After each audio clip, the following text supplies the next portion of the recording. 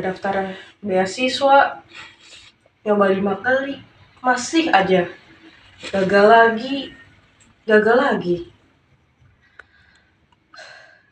Mau minta duit orang tua buat kuliah, tapi gak mungkin.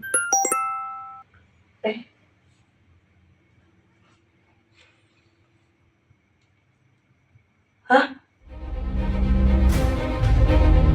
Dari WisePad? Halo Sobat Pelajar dan Mahasiswa. Perkenalkan, aku Muhammad Taufan Erlangga dan aku adalah Public Relation dari platform pendidikan WisePad.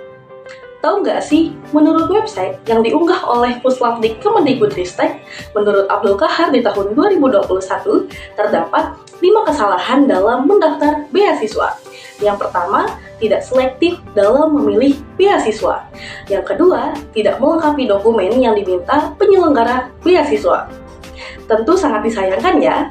Maka dari itu, yuk kita kupas tuntas di Next Gen Scholarship. Dalam mengupas tuntas tingkat keberhasilan beasiswa, kita perlu ketahui 3 hal penting dalam mendaftar beasiswa. Yang pertama, ada kenali jenis beasiswa. Sobat perlu tahu nih, ada beasiswa prestasi dan juga beasiswa berdasarkan kebutuhan. Dari beasiswa prestasi ini terdiri dari beasiswa prestasi akademik dan juga beasiswa prestasi non-akademik. Dari beasiswa prestasi akademik ini seperti hasil kejuaraan Olimpiade, LKTI, dan juga lomba debat. Untuk beasiswa prestasi non-akademik tentu masih banyak lagi, seperti hasil kejuaraan di bidang seni, olahraga, keagamaan, organisasi, dan masih banyak lagi sebenarnya di beasiswa prestasi non-akademik. Lalu yang selanjutnya beasiswa berdasarkan kebutuhan yang terdiri dari beasiswa afirmasi dan juga yatim dan duafa. Tentu dari jenis beasiswa ini kita jangan sampai salah pilih ya sobat.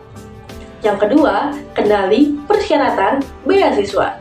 Biasanya persyaratan beasiswa berbeda-beda sesuai dengan keinginan penyelenggaraan beasiswa. Tetapi ada juga loh yang biasanya perlu kita ketahui dalam persyaratan beasiswa.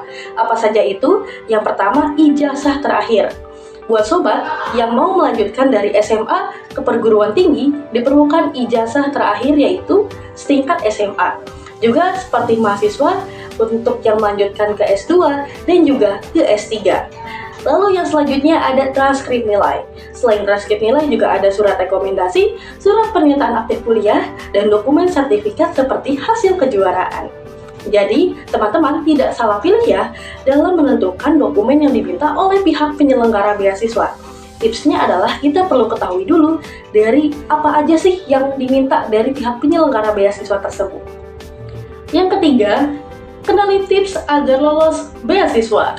Yang pertama, kenali penyelenggara beasiswa. Biasanya, penyelenggara beasiswa akan memberikan benefit yang berbeda ketika nantinya kita diterima dalam beasiswa tersebut. Beasiswa LPDP tentu benefitnya akan berbeda dengan beasiswa lainnya. Yang kedua, siapkan dokumen. Karena dokumen ini akan menjadi faktor keberhasilan atau tidaknya ketika kita mendaftarkan beasiswa. Yang ketiga, kenali timeline dalam mendaftar beasiswa. Banyak sekali dari sobat pelajar dan juga sobat mahasiswa ketika sudah melengkapi dokumen, ternyata pendaftarannya sudah ditutup. Maka sangat disayangkan ya sobat. Itulah 3 hal penting dalam mendaftar beasiswa. Tentu saat ini sobat sudah paham dan jangan sampai salah langkah ya.